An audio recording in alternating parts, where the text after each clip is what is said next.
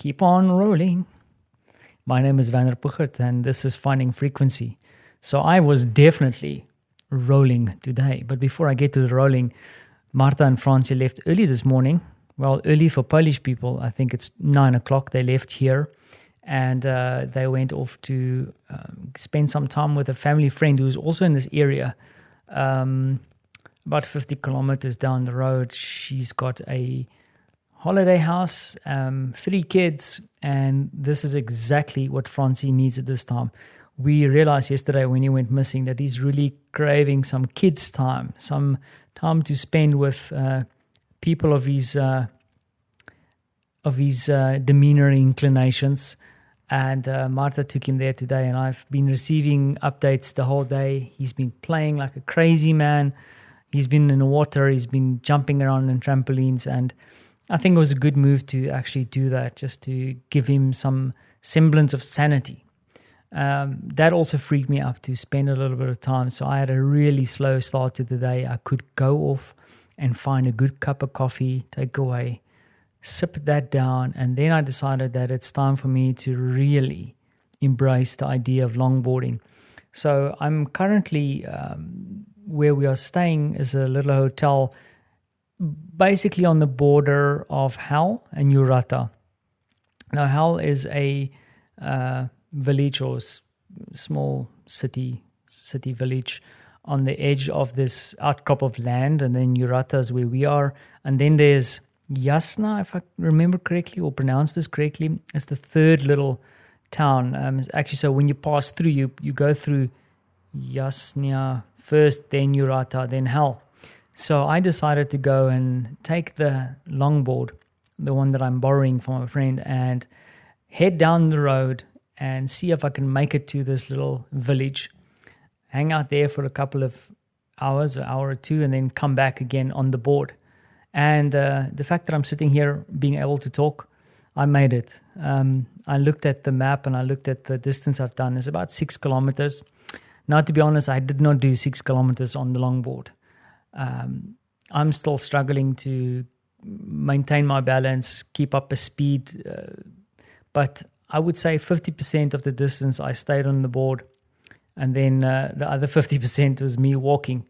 I find it especially difficult because I don't know what it is. Like, I have good mates who are cyclists, but I find that cyclists, especially cyclists who aren't regular cyclists, extremely rude. They're either on the pedestrian walk or when they're on the cycling road, it's like a highway. It's like super not cool. So I couldn't really ride on the cycling paths, and had to go over to the sidewalk. And I feel a little bit guilty riding on the sidewalks, especially if there's like people having a luxurious stroll.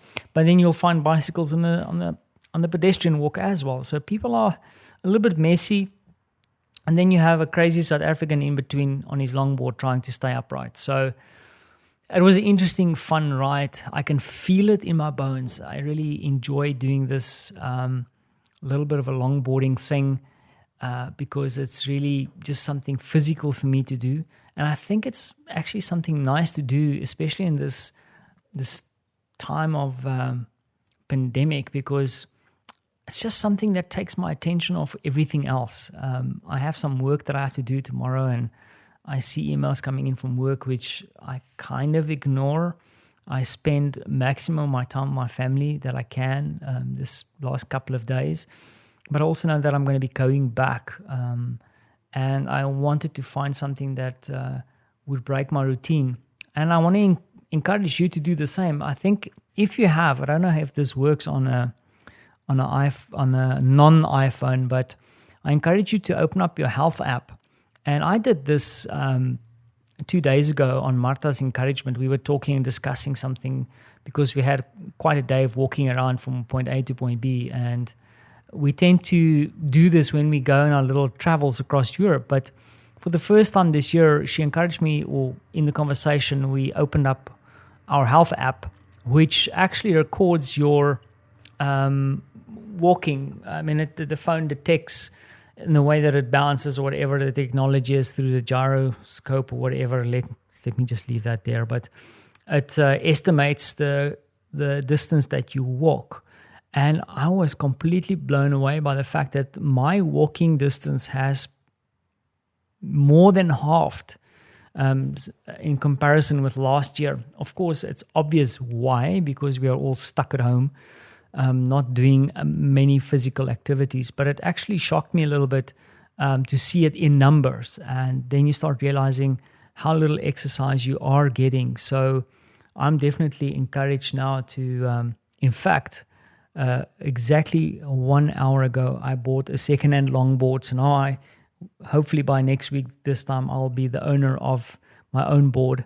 And I need to start riding it. So, but the reason I'm bringing up this whole idea of longboarding is also the fact that there's so much involved, skills, gear, tips, tricks, things to do, things to learn, how to do things. And I think that is the one thing I just needed to just take my attention off of what's going on, my attention off of entrepreneurship, my attention off of work, and some of the stresses that I'm feeling, and just directing it to some kind of physical activity. So judging on what happened today and some of the trips I've done before with Marta, I feel much better. And I think this is something that I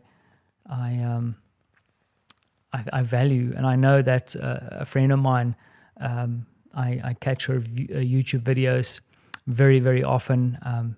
Terry was actually featured in one of the previous episodes talking about her pandemic experience. She also spoke about similar activities, like she plays tennis. So it's good to have something that you actually focus on and do, even if it's just walking around the garden. I know my uncle and aunt in East London like to garden together, even if they end up stabbing each other in the hands.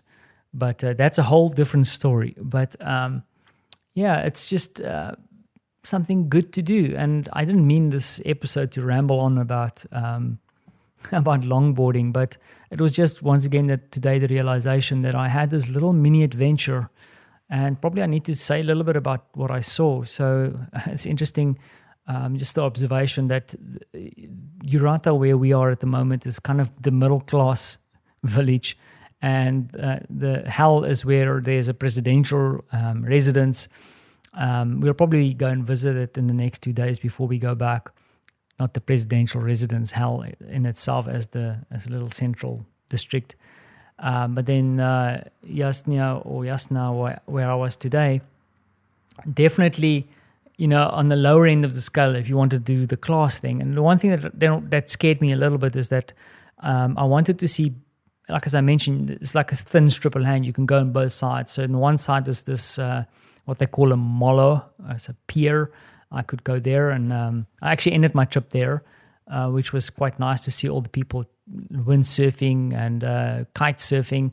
And then on the other side, where I actually stopped the first, is on the beach. Now, the beach is a very, very thin strip, so don't picture like California beaches or whatever. It's very, very thin strip of probably 20, 30 meters of sand, and people are really on top of each other. I was actually a little bit alarmed when I saw how close people were sitting on this beach. So as much as I was really encouraged being here in Urata, seeing the space between people, except of course when you leave the beach and you traverse between areas, you tend to run into people. And yes, I heard club music last night, so people are definitely hanging out at the late nights and having a good time, and that is really concerning. And I'm already hearing rumbles here, like Spain is running into trouble with the UK, and some of the countries on this side of the globe is already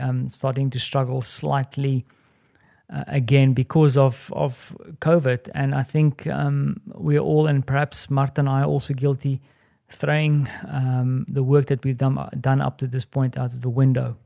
And the other thing that scares me too is that about 2 or 3 nights ago, the Premier of Poland said that we cannot afford closing down the economy again.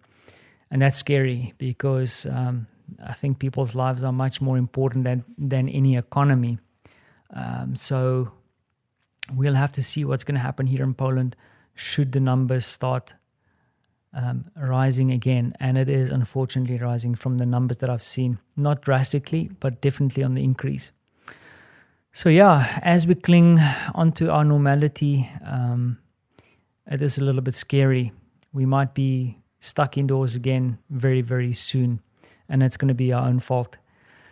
But that being said, I'm grateful for the time that I get to spend here, especially with Marta and Frantzi, and looking forward to them coming back a little bit later. They are going to try and avoid all the traffic. So they will be back, and the noise from my little one will hopefully be ringing in my ears again as we head into our next day of holidaying that we have planned for tomorrow as a family together.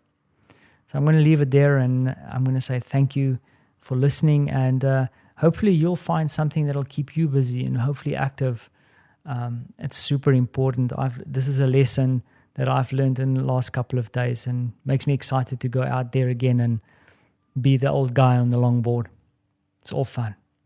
Thanks for listening.